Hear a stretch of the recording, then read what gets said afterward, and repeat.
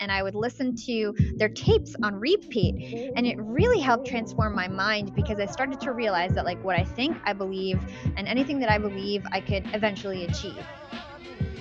Hello, everybody, and welcome to the Mentors Podcast. I'm your host, Ava Wettrick. Here on this show, we talk to luminaries from around the world to discuss their journey towards success and what wisdom they have to offer the younger generation. Each episode, we have on a new guest, a new story, and a new path towards personal success. I hope you're ready, and I hope you enjoy. Today, we have on Hala Taha. Hala is the host of the Young and Profiting podcast. She interviews some of the brightest minds in the world, and their main mission being to turn their guests' wisdom into actionable advice. They are top 10 in self-improvement and how-to on Apple Podcasts in the US, Canada, Australia, UK, and more. Hala herself started her career at WQHT Hot97 as a production assistant for Angie Martinez. She then went on to create the Sorority of Hip Hop, an entertainment, news, fashion, and music blog that gained massive success, and now she works at Disney streaming services. Her days with Disney and her nights and lunch breaks are dedicated to her podcast. Interviewing Hala was such a fun experience for me personally. She is brimming with field experience and gives impeccable advice and directional pointers when she was developing an early career. One thing that had me absolutely floored was the fact that she dedicated almost all of her time to her personal development or her work. No slacking here. If you are looking for an ambitious mentor, I'd like to present you to Hala Taha. I think that's a little better. Yeah, the makeup looks great. Thank you. Yeah. How are you? Honestly, really well. I am so I'm 19. I'm a freshman, I guess sophomore now in college. Okay. And I've kind of sheltered myself to the world. So I recently, just last night, I finally got to have like a night to myself, and my friend and I were just hanging out all night. Yeah. So I was enjoying it. I was like, the one night I get off, because most of the time I just do all this. I love researching. Researching you was really cool. I did like I went to like the 9th page of Google for you, and at that point it was just like foreign languages. It was really interesting. Probably other Hala Tahas in the world. Yeah, there's like a really big Hala Taha, and she's a orthodontist or a dentist. Yeah, have you talked to her? No, it's so funny. Everybody's always like, "Oh, you're probably the only Hala Taha in the world," and I'm always like, "No, there's actually a lot." It's a popular Arabic name, so. I think it's beautiful. And seriously, how are you doing? How's life been treating you? Everything's good, just working really hard. Disney streaming is my full-time job, and then I have the podcast, which is also like a full-time job. Then I took on a freelance project in addition to all of that. So I'm just like busy. Yeah. But oh my gosh. I don't know how you do it, because that's something I really wanted to talk to you about, because out of all the interviews you've done, out of all the research I've done on you, there's no sign of that burnout, but you take so much dedication and you have so much discipline. Yeah. So, what does that 24 hours look like for you? Yeah. And how do you discipline and focus yourself throughout every day?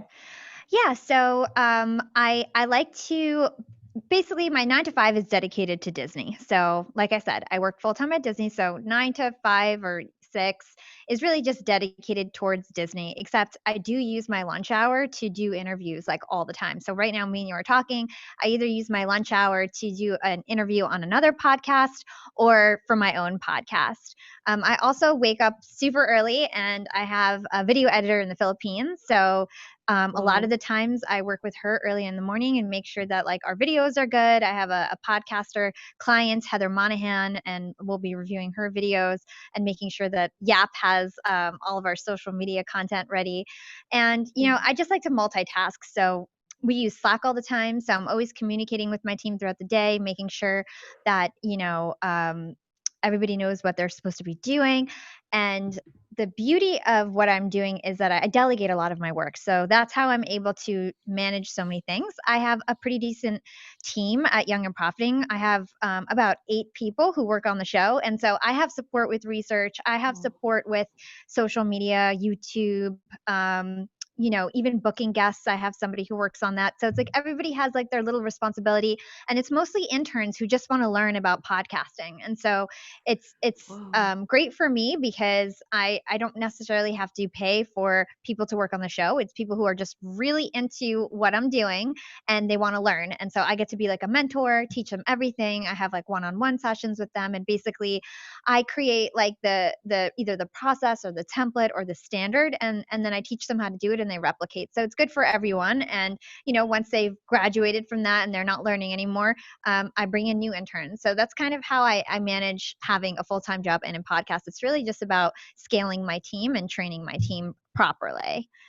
Yeah, I love the idea of that. And the fact that you have interns that you don't necessarily have to pay in order to work for you, because you offer just quality services along the line, like along the board. You have these top guests, you have such a huge background in marketing experience, and you have just a lot to offer. But I don't want to say to the average podcaster, because I know for a fact I love doing the research, I love handling the interviews, I love trying to control it all. But you need that team, you need to, so you can have more time to yourself, to what really matters, so you can help scale that. How Totally. did you find these interns? How did you find that team, and how did you attract them? Or how could the a little more of like the average podcaster attract them? Yeah. So actually, everybody who's an intern on my show was originally a listener. And it was people who just felt so compelled to reach out to me and say, like, I want to help. What you're doing is awesome. I just want to learn. I want to be a part of the show. So most of it was people reaching out to me. I did have one push. Maybe 6 months ago, where I put out a social media post. We're looking for 3 new interns. I wanted somebody specifically for video and social media.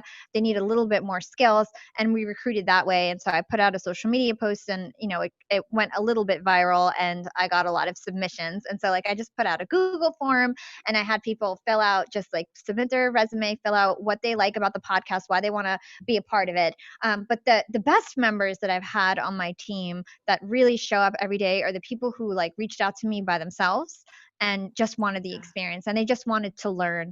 And my favorite type of intern is the one that's just like, I just want to learn everything from you, and I want your guidance, and I just want to continue learning how to eventually one day have my own podcast, or whatever it is. And I will say that I do pay some people on my team. So I pay my video editor and I pay my audio editor, and that's because they have skills that are beyond my knowledge. So anybody who I can't do it as good as them, they get paid. Anybody who is I'm more training them and they're gaining experience, they don't get paid. And I also love to do research. So even though I have a team, we're basically doubling down on research, because I'm listening to like 10 episodes per guest of their past interviews. Yeah. I spend 10 to 20 hours of research myself. I'm reading their books. I am usually the one that like dives deep, and my team does like surface level research. I'm obsessed with research. So Yeah, that's something I really wanted to ask. You take a lot of pride, and you should, and in terms of your amount of research and quality of research, and that's how you can get a really great episode. So, in terms of your standards, not goals, in terms of your standards of research, what does that look like? What are you specifically looking for in those research points, and what do you present to your guests? yeah, so I definitely have a flow of my show. I always open up with an intro to get a background of the guest. I feel that my listeners probably, even if it's a famous person, they usually don't know their background, right? So I'd like to get like their career journey, like, and ask like specific questions about their path and like who they are as a person, and that's how I usually start off the show. And then I like to dive deep into one or two really big topics. So I like to figure out what their expertise is and then study everything about it. And so I have so many different topics on my show. It's not like just about, for example, if it was just about marketing, I would never need to study, right? Because I know everything about marketing. But it's about everything. I talk about like mental health and real estate and like so many different random topics like biohacking and things that I need to like study, and sometimes it's really hard to learn like in a short amount of time. And so I like to dig deep on those topics and kind of keep it topical. I know a lot of podcasters kind of just go with the flow, jump all around. I know exactly what I want to ask them and what I want to get out of them. And I usually even know how they're going to respond because I've listened to their conversation so many times. So I even know like what my follow-up question will be if they ask me, if they say something back that I remember or that like a story that I'm familiar with, right? So I like to be really topical. And then I end my show with like, what's your secret to profiting in life, and like where they can find you. And so like there is like a flow and a format. In terms of the standards, I like to know like, all their big accomplishments. I like I said, I like to really be an expert and become studied about what they're an expert on. And then I also like to see like who's not agreeing with their perspective. So one of the things that I learned, and that's from Jordan Harbinger, who's another podcaster that I've interviewed before, and he's huge. He told me to look at book reviews, and not only the good ones, go look at the bad ones, because sometimes you'll find people who are in their field that disagree with what they're saying. And so I'll also try to like, see like what the other perspectives are and see how I can bring out those other perspectives. That's really cool. Because you interview so many big people. And something I was kind of debating on asking you is what happens when you disagree with a guest? Like if they say something and you're like, I actually think you're wrong. And if you're taking these other opinions, like, how do you incorporate that in terms of going through an interview and saying, hey, but there's other people that say they disagree with you? How do you take that Yeah, information? so Like, how do you do that? I never want to make a guest feel uncomfortable. That's the last thing I want to do, Yeah. because then the conversation will go south.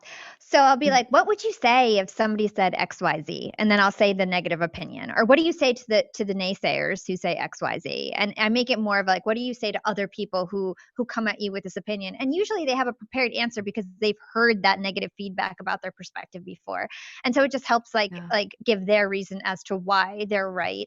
And then, I might counteract with, oh, well, the other perspective is blah, blah, blah. So I just say it in a way where it's not going to be offensive, but it still lets my listeners know that there's other opinions out there on the topic. That's cool. Oh my God, I want to try that out later on. That's a really cool tactic oh my gosh, I'm sorry. Like, I don't know, I geek out about some of this kind of stuff.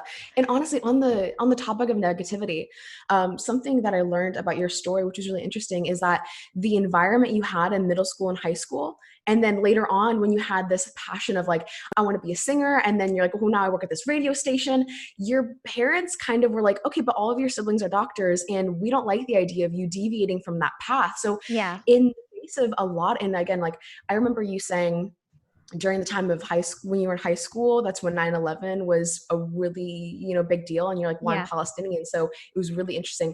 How did you face all of that adversity and then really rise to the challenge, or, especially with your parents, kind of say, hey, I love you, but I want to do what I want to do? Yeah. So I like, great job on your research. Not a lot of people do their research. So great job. You remind me of myself.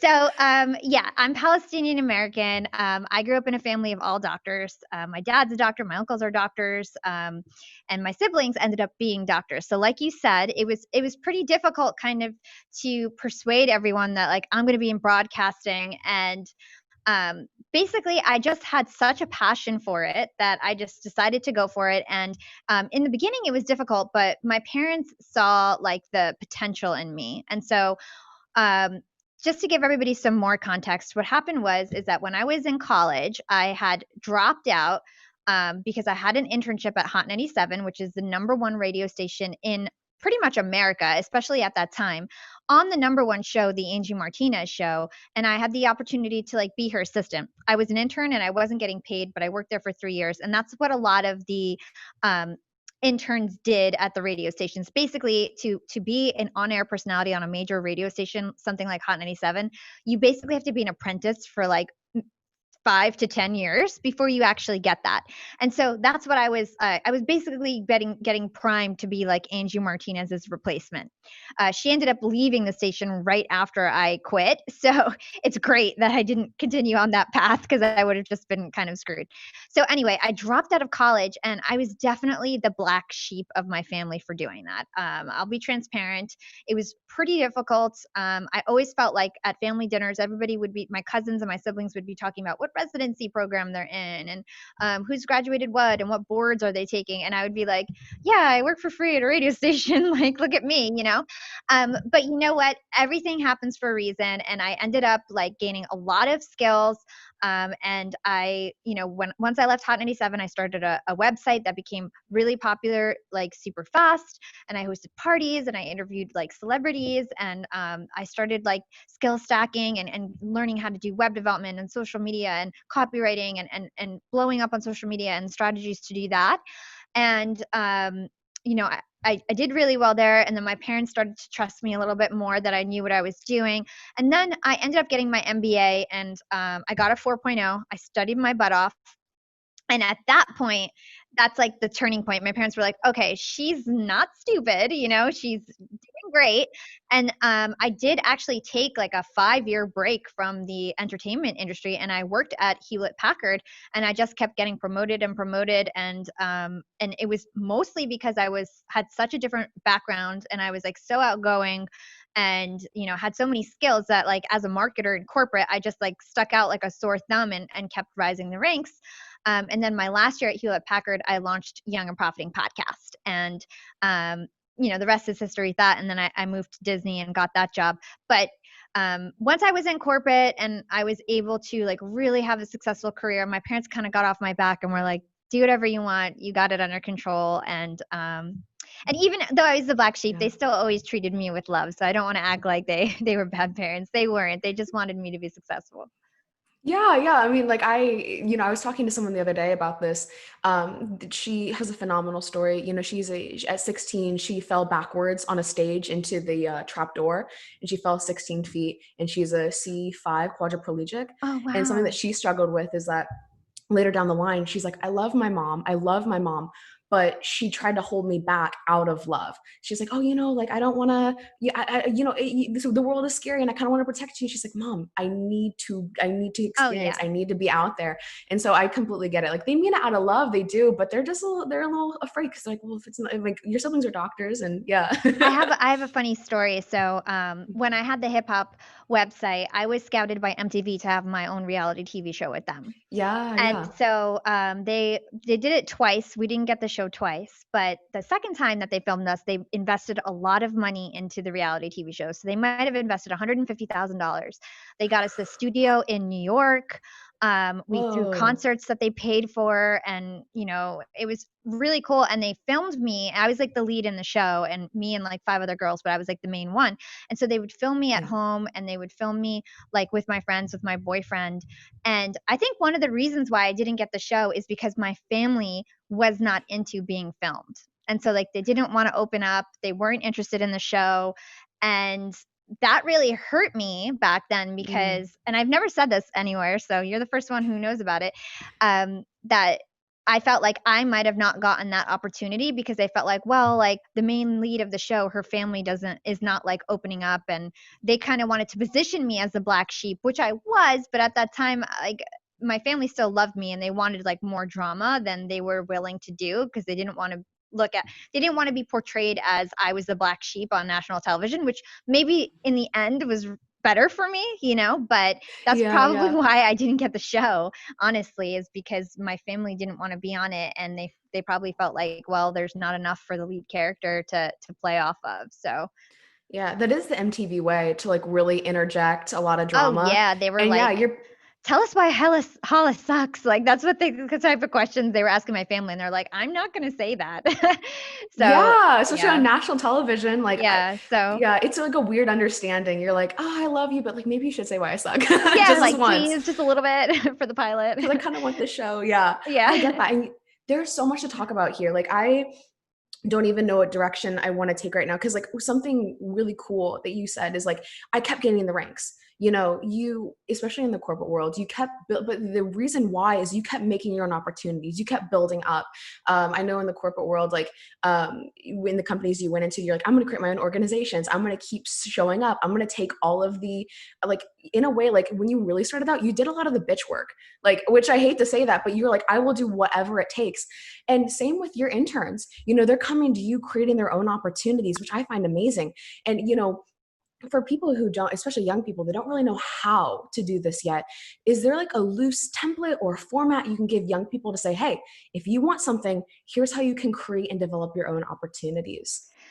Ooh, that's a good question. So, a template to help people create their own opportunities. First of all, I would say be open minded. Hmm. Look around. So, like, let's start with a corporate environment. You get your first job or your first internship.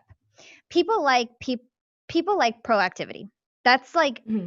probably the number one thing that you need to do is be proactive. Look around and say, what is something that my boss or my coworkers need help with that I can help fill that gap without Hmm. anybody even asking? And then show up and be like, look what I did. There's this, everybody does these reports, and I thought that I could standardize a template. Let me know what you guys think. And just like do little proactive things like that. Right. So that's one way, which Hmm. is like actually directly helping the business. The other way is to help the culture of the organization. So, for example, when I worked at Hewlett Packard, they had employee resource groups, which basically they're organizations for minority groups in the company. So whether it's women leadership or Black employee resource groups or young employee resource groups or veteran employee resource groups, a lot of these big corporations have these type of opportunities. So I went to my office, and there was a pretty large community of young employees, and there was also mostly older employees. And so the young employees kind of felt like left out, and they were dispersed Yeah. across departments, and they didn't really know each other. So I saw the opportunity. There's a global young employee network, and they had local chapters all around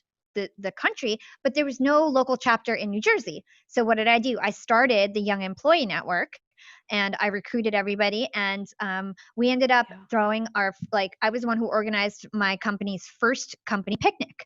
I was the one who organized my Whoa. company's first holiday party.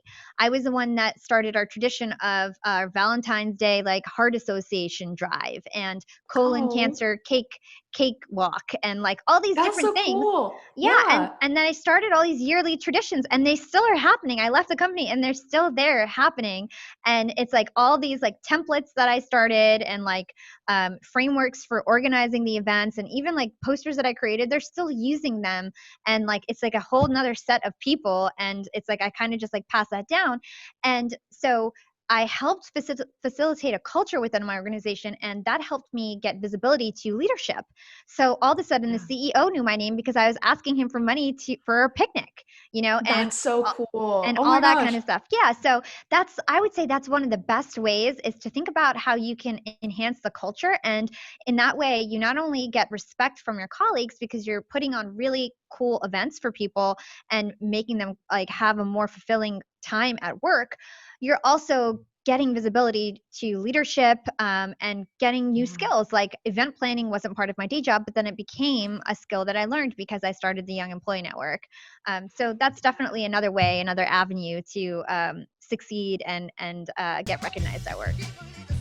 This is what I'm talking about. Hala's ability to take charge and assume responsibility in her work got her massive recognition, new skills, and opportunities even beyond the company she worked for.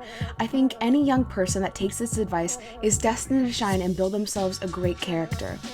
And if you'd ever like a compiled, short and sweet article of this advice to go back to, there is a free resource article titled Getting Ahead at a Young Age, Opportunity and Proactivity for you in the bio below.